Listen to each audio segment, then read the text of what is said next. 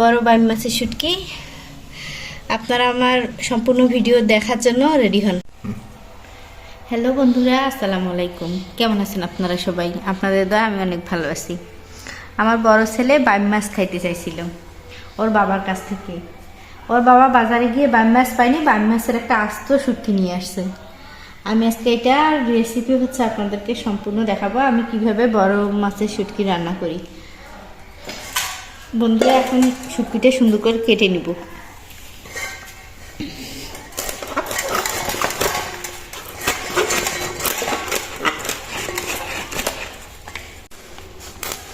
বন্ধুরা, এই বাইম মাছের আস্ত কাঁটাটা আমি ফেলাই দিব।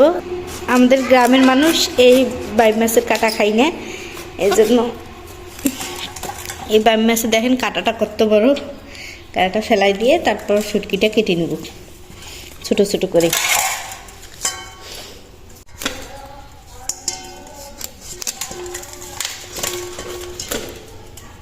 দেখেন বন্ধুরা, আমি আজকে রান্না করতেছি বড় বাইম মাছের শুটকি। আমি সুন্দর করে পরিষ্কার করে নিয়েছি শুটকিটা। আমি পরিমাণ মতো তেল দিয়ে দিলাম। এখন হচ্ছে গিয়ে দেখেন কতগুলো পেঁয়াজ মরিচ দিব আজকে এই শুটকিতে। এটা হচ্ছে বাইম মাছের দো পেঁয়াজু। আপনারা আমার সাথে থাকেন আর সম্পূর্ণ ভিডিওটি দেখেন। সুন্দর করে ভেজে নিচ্ছি পেঁয়াজ মরিচ রসুন তিনটায়। আপনি যদি আমার চ্যানেলে নতুন হয়ে থাকেন তাহলে আমার চ্যানেলটিকে অবশ্যই সাবস্ক্রাইব করবেন, একদমই সাবস্ক্রাইব করতে ভুলবেন না।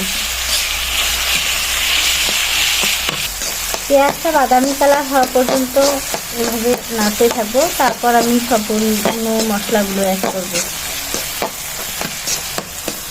বন্ধুরা, মশলাটা যখন অর্ধেক মাখানো হয়ে যাবে, এরকম মানে অর্ধেক সেদ্ধ হয়ে যাবে, সেই অবস্থায় দিয়ে দেবেন এই শুটকিটা মজা হওয়ার যে উপকরণটা, সেটা এই দেখেন পাতা সহ রসুন।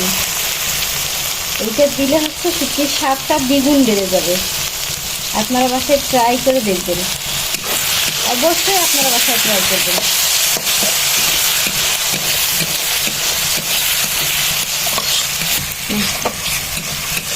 এখন হচ্ছে কিছুক্ষণ নাড়াচাড়া করার পর রসুনের পাতাটা দেওয়ার কিছুক্ষণ পরে, একটু নাড়াচাড়ার পরে আমরা একটু পানি অ্যাড করবো, দিয়ে সম্পূর্ণ মশলা অ্যাড করবো। একটু পানি অ্যাড করবো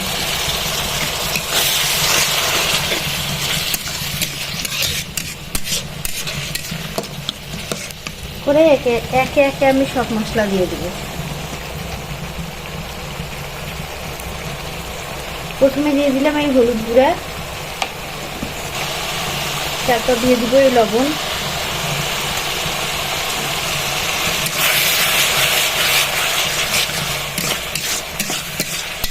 একটু শুকনো মরিচের গুঁড়া দিয়ে দিলাম। আর এখানে আমি গোটা মশলা থেকে শুরু করে সব ধরনের মশলা একসঙ্গে গুঁড়ো করে রাখছিলাম, ওটা দিয়ে দিলাম। দিয়ে একটু কষাই নেব।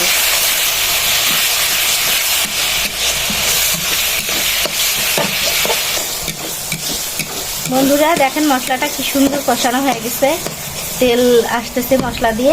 এখন আমি হচ্ছে শুটকিটা দিয়ে দিব।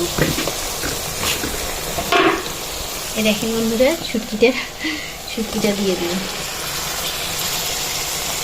বন্ধুরা, আমি কিন্তু শুটকিটা হচ্ছে আগে কেটে নেওয়ার পর সুন্দর করে গরম পানি দিয়ে আগে ধুয়েছি। গরম পানি দিয়ে উপরে চামড়াটা যদি উঠায় না ফেলি তাহলে তো টেস্ট করবে না শুটকিটা।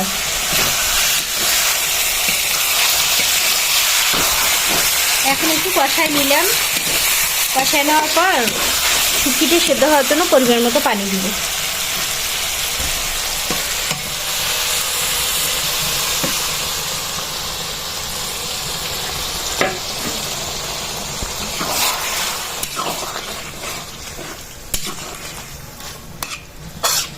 শুটকিটা সেদ্ধ হোক, ততক্ষণে আমরা অন্য কাজ করি।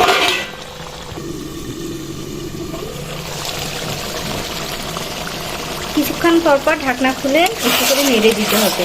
এখনো অনেকটা পানি আছে, পানিটা শেষ হলে আমরা ঠিকভাবে কষাবো।